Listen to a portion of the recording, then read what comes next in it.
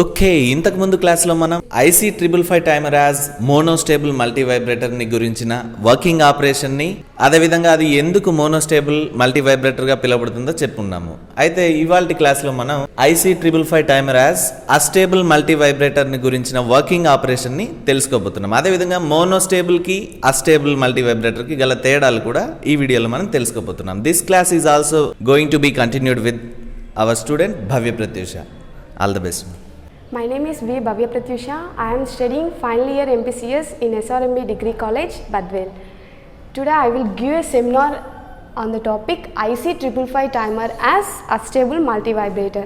IC555 timer అనేది astable multivibrator గా ఎలా వర్క్ చేస్తుంది అనేది తెలుసుకోబోతున్నాం. Now this is the construction of IC555 timer as astable multivibrator. Here totally there are 8 pins. First pin is connected to the ground. Second trigger pin. This is trigger threshold voltage. 6th pin. Astable multivibrator గా work అవ్వడానికి ఇక్కడ second pin trigger and 6th pin threshold వోల్టేజ్ని short circuit చేసి ఉంటాం. Now 5th pin is the control voltage. Voltage ni control చేస్తుంది. This pin is fixed at 0.01 microfarad. Means it is fixed at 2/3 VCC. Next third pin is output waveform ki icham. 8th pin is the power supply. 4th is the reset pin. ఈ reset pin కూడా power సప్లైకి connect చేసి ఉంటాం. ఈ reset pin అనేది ఆన్లో ఉంటేనే ఇక్కడ మనకి వర్క్ జరుగుతుంది కాబట్టి పవర్ సప్లైకి కనెక్ట్ చేసాం. హియర్ మనం ఎక్స్టర్నల్గా 2 resistors RA and RB and capacitor కూడా యూజ్ చేసాం. RA is connected in between the power supply and 7th pin. RB connected between the 7th pin and short circuit చేసిన దానికి కనెక్ట్ చేసాం. So this is about the schematic diagram of astable multivibrator using 555 IC. Now let us see how the IC555 timer works as a astable multivibrator. మనము ఈ black డయాగ్రామ్ని use చేసి IC555 అనేది అస్టేబుల్ మల్టీవైబ్రేటర్గా ఎలా use అవుతుందో ఈజీగా అండర్స్టాండ్ అవ్వచ్చు. So first ఇక్కడ transistor అనేది ఫస్ట్ ఆఫ్లో ఉంటుంది. కెపాసిటర్ అనేది పవర్ సప్లై ద్వారా ఛార్జ్ చేసుకుంటూ ఉంటుంది. అంటే ఇది కంటిన్యూగా ఫస్ట్ జరుగుతూనే ఉంటుంది. పవర్ సప్లై అంటే కెపాసిటర్ అనేది ఛార్జ్ అవుతూ ఉంటుంది. ఎంతవరకు ఛార్జ్ అవుతుంది అంటే 2/3 VCC వరకు. Because it is comparator 1 is fixed at 2/3 VCC. ఈ కెపాసిటర్ అనేది 2/3 VCC వరకు మాత్రమే ఛార్జ్ చేసుకోగలదు.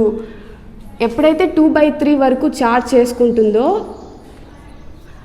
అప్పుడు ఇక్కడ పాజిటివ్ టెర్మినల్ అనేది హైగా ఉంటుంది compare to negative terminal. So we get the comparator 1 output is high.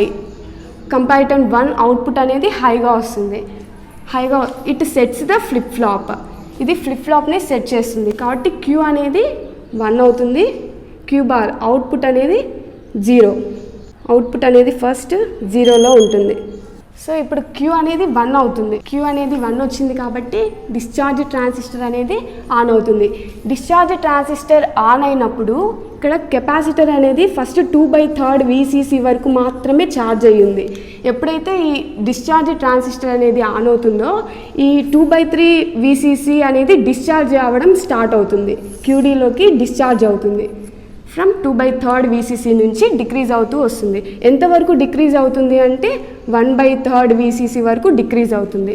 Because it is fixed at the 1/3 VCC. ఎప్పుడైతే 1/3 VCC కంటే వాల్యూ తగ్గుతుందో ఇది నెగిటివ్ కాబట్టి always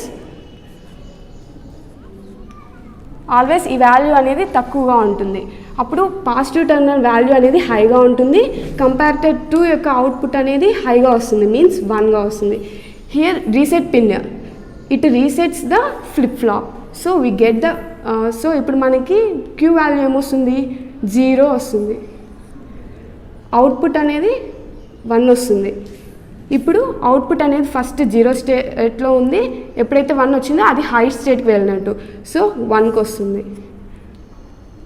after certain time period ఇక్కడ Q అనేది 0 వచ్చింది. 0 వచ్చినప్పుడు మళ్ళీ డిశ్చార్జ్ ట్రాన్సిస్టర్ అనేది ఆఫ్ అయిపోతుంది.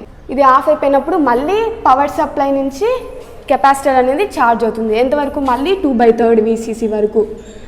మళ్ళీ ఛార్జ్ అయినప్పుడు again it goes to high. 2/3 VCC వరకు ఛార్జ్ అవుతుంది. అప్పుడు కంపారిటర్ 1 హైగా వస్తుంది. మళ్ళీ ఇక్కడ Q అనేది it sets the flip flop Q1 వస్తుంది. మళ్ళీ అవుట్పుట్ అనేది జీరోలోకి వెళ్ళిపోతుంది. After certain period it comes again to 0. So this process will repeats. మోనోస్టేబుల్ అయితే మనం ట్రిగ్గర్ అప్లై చేస్తేనే అవుట్పుట్ అనేది హై టు లో కానీ లో టు హై కానీ వస్తుంది. బట్ ఇక్కడ అస్టేబుల్ అయితే ట్రిగ్గర్ ఇవ్వాల్సిన అవసరం లేదు. ఇవ్వకుండానే ఇక్కడ అవుట్పుట్ అనేది స్టేట్ చేంజ్ అవుతూ వస్తుంది.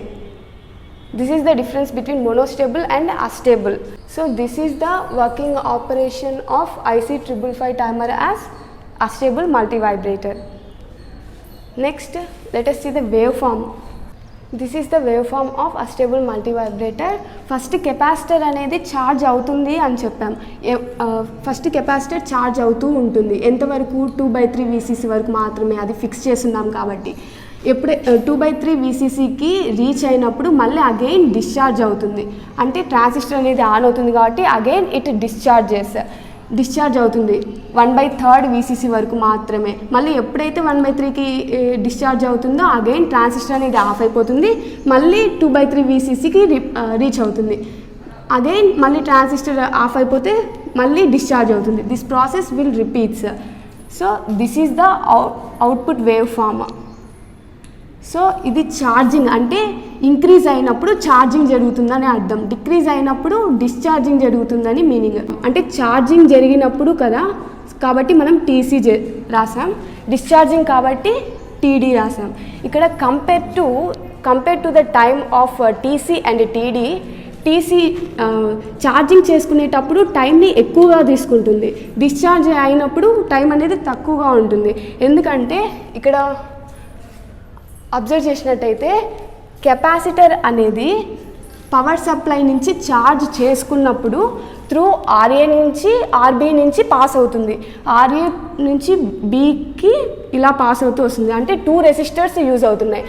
బట్ డిశ్చార్జింగ్ అప్పుడు ఓన్లీ RB రెసిస్టర్ ద్వారానే మనకి డిశ్చార్జ్ అవుతుంది. సో ఛార్జింగ్ అప్పుడు RA ప్లస్ RB, డిశ్చార్జింగ్ అప్పుడు RB మాత్రమే ఉంటుంది. కాబట్టి టైం అనేది ఛార్జింగ్ అయినప్పుడు ఎక్కువ తీసుకుంటుంది, డిశ్చార్జ్ అయినప్పుడు తక్కువగా తీసుకుంటుంది. ఇప్పుడు ఛార్జింగ్ ఈక్వేషన్ అనేది క్యాల్కులేట్ చేస్తాం. అంటే టైంని first charging equation when output is high, output అనేది హైగా ఉన్నప్పుడు ఛార్జింగ్ ఈక్వేషన్ని రాస్తున్నాం. టైంని TC is equal to time constant. అంటే time constant depends on RC. ఈ ఎక్స్టర్నల్గా యూజ్ చేసిన రెసిస్టెన్స్ కెపాసిటెన్స్ మీద బేస్ చేసుకొని మనకి టైం అనేది క్యాల్కులేట్ చేస్తాం. సో ఇక్కడ ఛార్జింగ్ అయినప్పుడు RA plus RB. So we can use 0.693 into charging అయ్యేటప్పుడు R1 plus R2 into C. This is the charging equation when capacitor charge చేసుకున్నప్పుడు time. The time during when capacitor is discharging, capacitor అనేది discharge అయినప్పుడు time. TD is equal to only ఇక్కడ RB ద్వారానే discharge అవుతుంది కాబట్టి resistance అనేది 1 మాత్రమే ఉంటుంది. RA RB. So 0.693 into RB into C. Next total time పీరియడ్ని క్యాల్కులేట్ చేస్తాం. టోటల్ టైం పీరియడ్ అంటే ఇక్కడ ఛార్జింగ్ అనేది TC, డిశ్చార్జింగ్ అనేది TD. టోటల్ టైం పీరియడ్ కావాలంటే ఛార్జింగ్ ప్లస్ డిశ్చార్జింగ్ కావాలి. So here total time period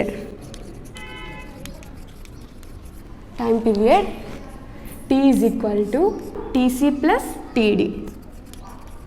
T is equal to TC 0.693 into RA plus RB into C plus 0.693 into RB into C.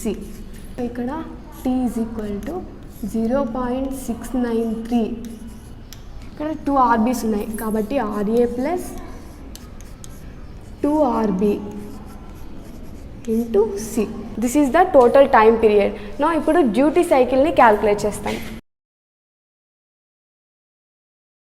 Duty cycle అంటే the ratio of time when output is high to the total time period. అంటే output హైగా ఉన్నదానికి total time period యొక్క రేషియోని duty cycle అంటాం. D is equal to TC by total time period. TC అంటే మనకి ఇప్పుడు discharge transistor అనేది ఆన్లో ఉంటుంది కాబట్టి ఛార్జింగ్ అయ్యేటప్పుడు ఆన్లో ఉంటుంది కాబట్టి T on by T.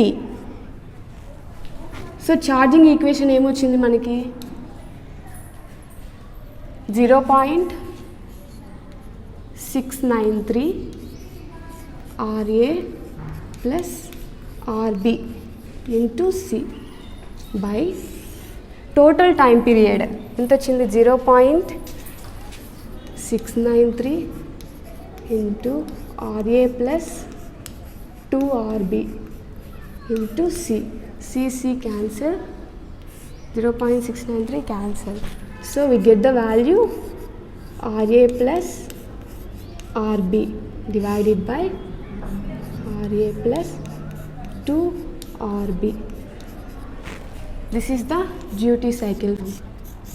So ఈ డ్యూటీ సైకిల్ ఫామ్ వాల్యూ అనేది నియర్లీ 5200కి ఉంటుంది. ఇప్పుడు పర్ సపోజ్ మనం RA అనేది 0గా తీసుకుంటే RA అనేది 0గా తీసుకున్నప్పుడు D వాల్యూ ఏమవుతుంది D is equal to 0 plus RB by 2RB. RB cancel we get 1/2. 1/2 means 0.5. ఇది పర్సెంట్ కాబట్టి ఇంటూ 100 చేస్తాం. సో మనకి 50% వచ్చింది. సో డ్యూటీ సైకిల్ వాల్యూ అనేది 50%కి వస్తుంది. ఇప్పుడు ఫ్రీక్వెన్సీని క్యాల్కులేట్ చేస్తాం. We already know the formula frequency oscillation.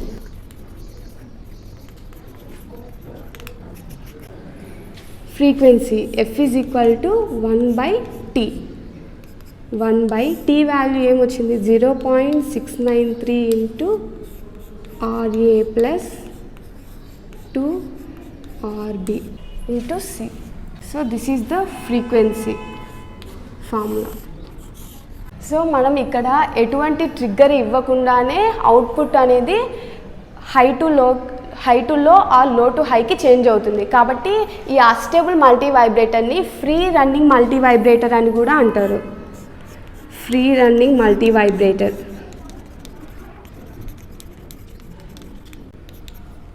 So the main difference between unstable and monostable వచ్చేసి మోనోస్టేబుల్లో ఓన్లీ మనం ట్రిగ్గర్ అప్లై చేస్తేనే అవుట్పుట్ అనేది హైగా వెళ్తుంది. కానీ ఇక్కడ అన్స్టేబుల్లో మాత్రం మనం ఎటువంటి ట్రిగ్గర్ ఇవ్వకుండానే అవుట్పుట్ అనేది లో నుంచి హైకి, హై నుంచి లోకి చేంజ్ అవుతుంది. So this is the main difference between మోనోస్టేబుల్ and unstable. Thank you.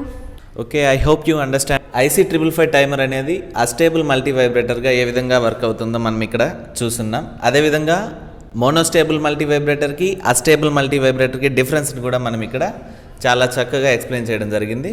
మీకు ఏమైనా డౌట్స్ ఉంటే కామెంట్ సెక్షన్లో కామెంట్ చేయండి. Thank you.